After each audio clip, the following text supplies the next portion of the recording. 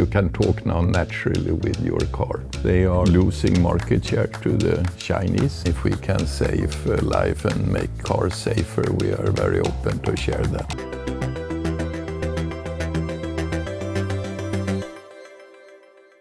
Welcome to The Big Question, the Euronews series where we sit down with some of the biggest names in business. I'm Eleanor Butler, and today I'm joined by Håkan Samuelsson, CEO of Volvo Cars. So let's start off with a broad look at the auto sector here in Europe. What are the key trends, but also the major challenges? I think three new things, three challenges. One is the position we have on the Chinese market is getting much tougher. New Chinese competitors, especially then new electric cars coming in on the market.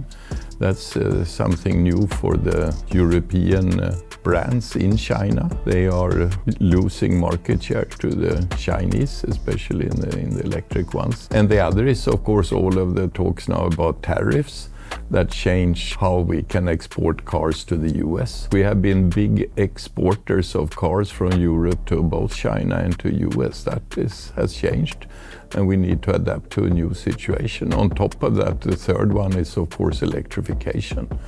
We need to electrify because of the climate challenge, but I think also electric cars are a better solution for customers.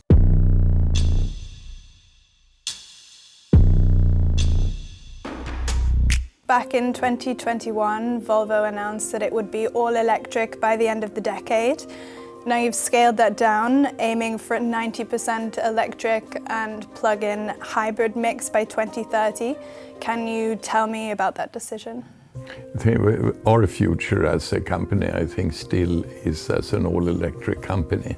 And what we see now, maybe we were a bit over-optimistic that this could be reached already 2030. I mean, in some regions, the charging infrastructure is not yet there.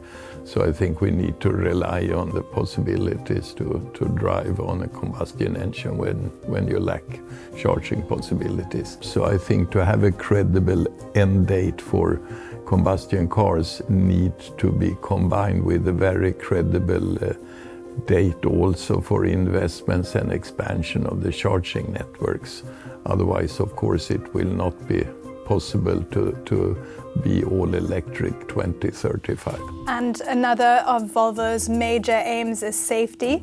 So actually, I believe that it was one of your engineers who invented the three-point seatbelt back in the 1950s. Can you tell us how you're prioritizing safety at the moment? Safety always is a part of our brand. We do much more than the standards require. And of course, we use modern technology, AI, to be even better. The best example is, of course, if we're going to have self-driven car or cars with advanced autopilots, that's really where you need AI to really recognize everything on the road and have very natural control of the car. But also in the safety areas, I'm very proud of our new seatbelts, which adapt now to the body size of the passengers. That's something that, of course, makes the seatbelt even better.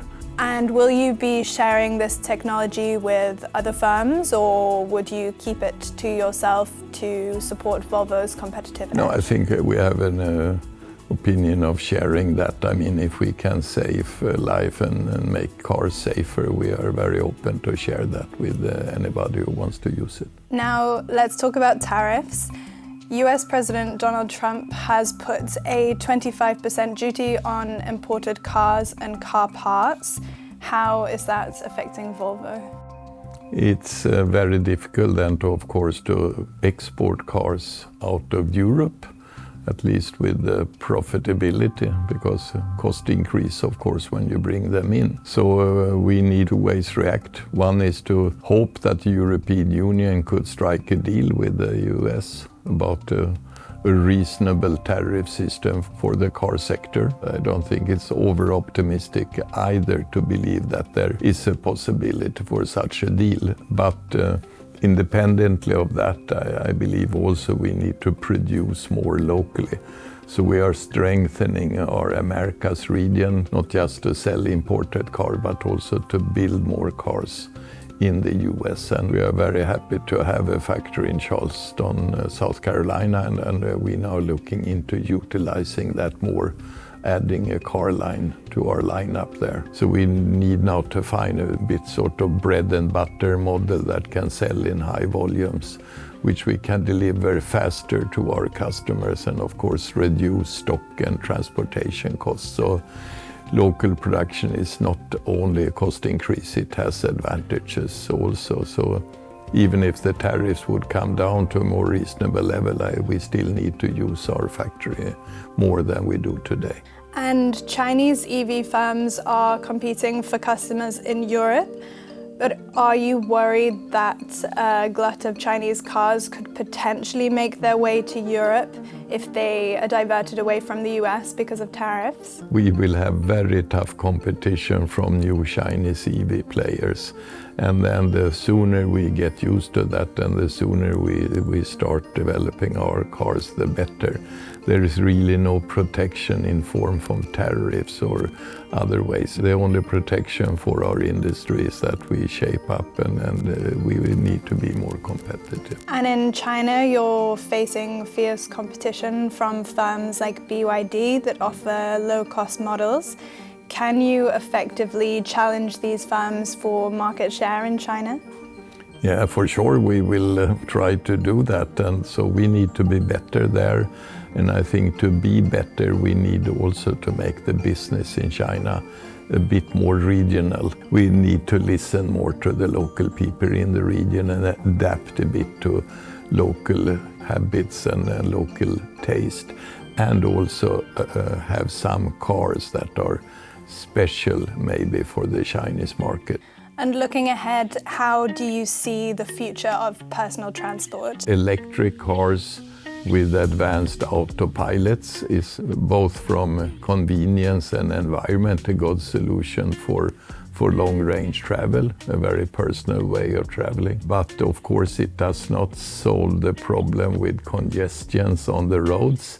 So I think we also, of course, need other concept. I think high-speed trains, for example, is a very convenient way of traveling long distances in Europe that has to be developed and expanded, I think. But looking into ours, electric cars with autopilot, we are well prepared for future convenient transports. Thank you so much for sharing your insights for The Big Question. Thank you.